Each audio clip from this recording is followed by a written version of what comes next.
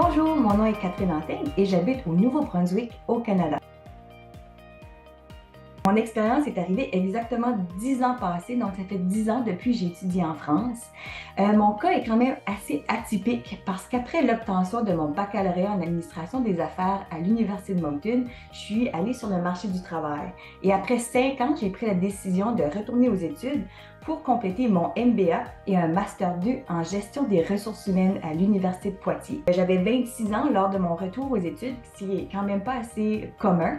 Et j'en tiens des belles expériences. Et pour moi, c'était le parfait temps parce que j'avais acquis de l'expérience sur le marché du travail ici au Canada.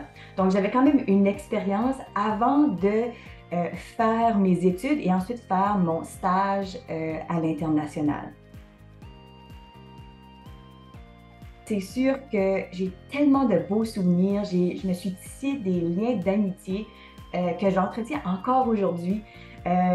Chez moi, on blague, juste tout récemment, on me dit que je suis l'ambassade de France dans le nord du Nouveau-Brunswick parce que justement, j'ai encore beaucoup de visites de gens de la France. Je me suis fait des amis, puis c'est sûr que j'entretiens même des relations encore à travers des médias sociaux avec la directrice de mon département de l'Université de Poitiers.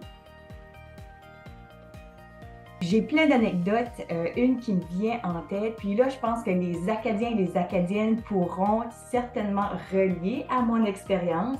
Pour moi, de mon côté, j'avais sous-estimé la différence au niveau linguistique.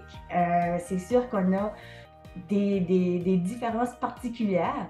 Oui, il y a l'accent, mais aussi les mots veulent dire différentes choses. Donc, le premier qui me vient en tête, c'est imaginer la tête des étudiants en France lorsque j'ai proposé qu'on organise un 5 à 7 avec les étudiants de l'Université de Poitiers et les employeurs de la ville de Poitiers.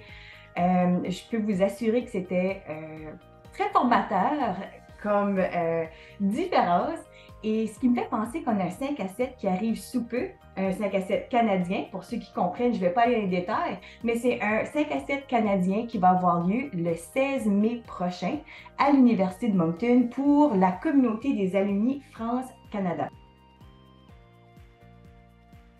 J'ai un intérêt particulier de faire partie de cette communauté-là parce que même si mon séjour est arrivé 10 ans passés, c'est sûr que j'ai encore des liens très forts entre le Canada et la France. Comme mentionné auparavant, je me suis fait des amis et c'est sûr que la France occupe une place très spéciale dans mon cœur et pour moi, la communauté des alumni France-Canada va me permettre de pouvoir tisser des liens encore avec d'autres personnes qui ont eu des expériences semblables à la mienne. Donc, j'ai bien hâte au 16 mai prochain.